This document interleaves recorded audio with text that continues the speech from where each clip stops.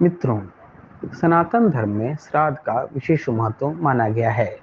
श्राद्ध शब्द श्रद्धा से बना है। मृतात्मा के प्रति श्रद्धा पूर्वक किए गए कार्य को ही श्राद्ध कहते हैं। श्राद्ध से श्रद्धा जीवित रहती है। पितरों के लिए श्रद्धा प्रकट करने का माध्यम केवल श्राद्ध ही होता है।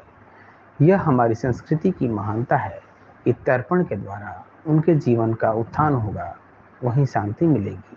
तो उनकी अंतरात्मा से श्राद्ध करने वाले के प्रति शांतिदायक सद्प्रेरणा निकलेगी। श्राद्ध करने से पितरों का उद्धार हो जाता है। हमारे शास्त्रों में लिखा है, देव कार्यादपि सदा पितृकार्य विशिष्यते, अर्थात देव कार्य से पितृकार्य विशिष्ट होता है। परंतु एक विशेष बात का ध्यान रखना चाहिए कि श्राद्ध में जिस व्यक्ति का श्राद्ध करना हो, उसके नाम, गोत्र, पिता, पितामह, प्रतिमा के नाम, गोत्र का उच्चारण करके उनके निमित्त पिंडदान किया जाता है। यदि नाम एवं गोत्र में या संकल्प बोलने में कहीं त्रुटि हुई तो पितरों को श्राद्ध एवं पिंड दान का भाग नहीं मिल पाता है। श्रीमद् भागवत में धुंधकारी की कथा आती है, जिसके लिए गोकर्ण ने गया आदि तीर्थों में श्राद्ध किया, परंतु उसका उद्धार नहीं हो पाया। इसका कारण यह था कि धुंधकारी गोकर्ण का सगा भाई नहीं था। उसके माता पिता गोत्र आदि भिन्न थे और गोकर्ण को इसका ज्ञान नहीं था। अतः पिता का नाम और गोत्र का नाम सही न होने से उसे पिंड की प्राप्ति नहीं हुई और उसका उद्धार नहीं हो पाया। तब गोकर्ण ने श्रीमद् भागवत कथा सुना करके उसे प्रेतत्व से मुक्ति दिलाई थी। कहने का तात्पर्य है कि श्राद्ध में संकल्प का शुद्ध होना अत्यंत ही आवश्यक है, क्योंकि देवता यदि मन की बात जानकर संतुष्ट हो जाते हैं तो पितरों को संतुष्टि संकल्प पूर्वक किए गए श्राद्ध से ही होती है। आज लोग श्राद्ध तो करते हैं, परंतु फिर भी उनके घर में पितृदोष मिल जाता है। अनेक लोग यह भी कहते हैं कि मैंने समय समय पर अपने पितरों का श्राद्ध किया है, उनके लिए पिंडदान तर्पण किया है, परंतु फिर भी हमारी जन्म कुंडली में पितृदोष स्पष्ट दिखाई पड़ रहा है। सब कुछ करने के बाद भी यदि पितृदोष दिखाई पड़ रहा है तो यह मान लेना चाहिए कि पितर हमसे संतुष्ट नहीं है।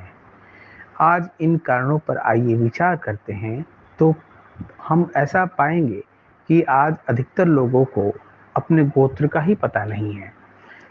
यदि उनको गोत्र का पता भी है तो ब्राह्मण ऐसे मिलते हैं जो शुद्ध संकल्प पढ़ना भी नहीं जानते।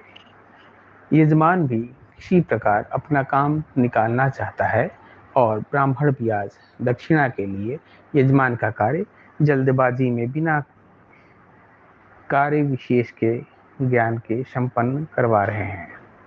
जबकि श्राद्ध आदि कर्मों में जहाँ सूक्ष्म आत्माओं को संतुष्ट करने का विषय हो, वहाँ पर संकल्प का शुद्ध होना जितना आवश्यक होता है उससे कहीं आवश्यक है श्राद्धकर्ता के मन की भावना। पितरों के प्रति श्रद्धा, क्योंकि श्रद्धा के बिना श्राद्ध कभी संपन्न हो ही नहीं सकता। लोग अपने मन में पितरों के प्रति श्रद्धा उत्पन्न ही नहीं कर पाते, विद्वान ब्राह्मणों को बुला नहीं पाते, उसके बाद शिकायत करते हैं कि सारे कार्य संपन्न होने के बाद भी हमारे पितर हमसे असंतुष्ट हैं। संकल्प में बड़ी शक्ति होती है, परंतु यह भी सत्य है कि संकल्प का शुद्ध होना, उच्चारण एवं श्राद्धकर्ता के मन की भावना शुद्ध होना बहुत ही जरूरी है। उसी के अनुसार पितर संतुष्ट होते हैं और कभी भी पितृदोष परिलक्षित नहीं होता है। श्राद्ध तर्पण करते समय पितरों के प्रति श्रद्धा का भाव रखने के साथ ही यह भी अवश्य देखना चाहिए कि हमारा ब्राह्मण भी विद्वान हो, जिससे कि वह हमारे कार्य को निर्विघ्नता पूर्वक संपन्न करवा सके।